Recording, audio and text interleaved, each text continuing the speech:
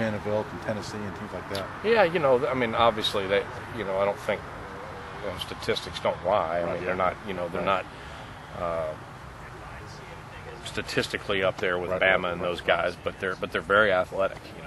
You watch them, and then you see some games where they play. You watch a Florida game. I mean, they were running around and had a great jazz level and flying around and hitting people, and they were really good. On defense. No, not unlike what we normally play on a week-to-week basis. At other times they have given up some big plays in the secondary, and again, that's all going to come down to can we have the time to allow some guys maybe to get open down the field. But they have given up some.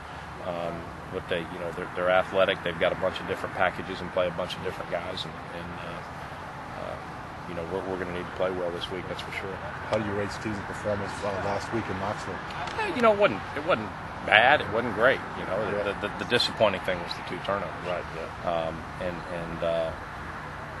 Yeah. We've been so good all year at protecting the ball, and that's one of those where when it's all said and done, you can sit there and dissect it 100 different ways, and we could have done it because you can't get down 14-0 in the first 5 plays and cough the ball up in your own zone. Yeah. You just can't do it. You cannot do it, and so that final score doesn't mean anything.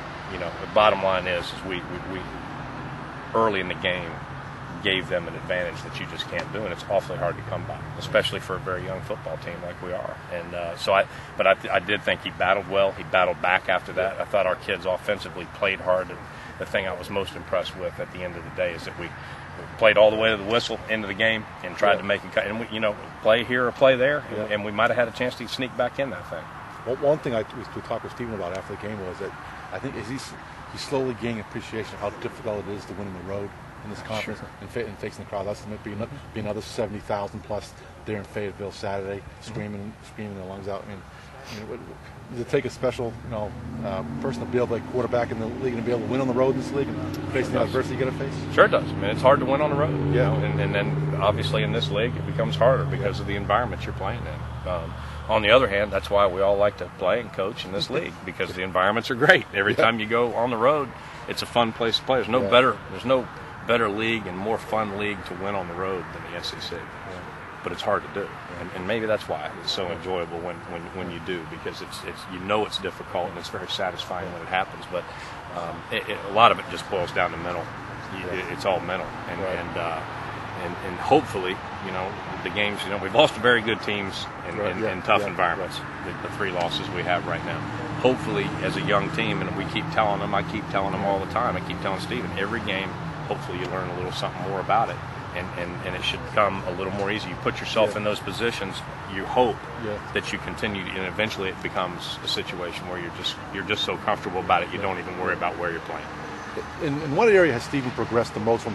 Reflecting back from the first game to now, the quarterback you saw that night in NC State versus the quarterback you saw tonight in practice. Where has Steven progressed the most? And what's something you need to work on the most? Well, I think his knowledge is improved the most. I mean, I think he's getting to where he can, he's slowly but surely checking more and understanding and getting on those pages earlier, recognizing defenses. So his mental and his knowledge is still not there yet, but I think it's improved quite a bit.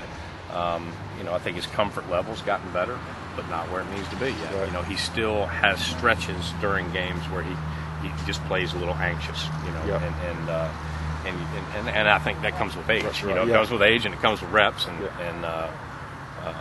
I still want him to continue to work on his fundamentals, because he still reverts back, occasionally, and he gets himself in trouble when that happens, so that's what we do out here all week long, and we just hope that keeps, and it is getting better. He's tremendously better fundamentally right now than he was 10 weeks ago.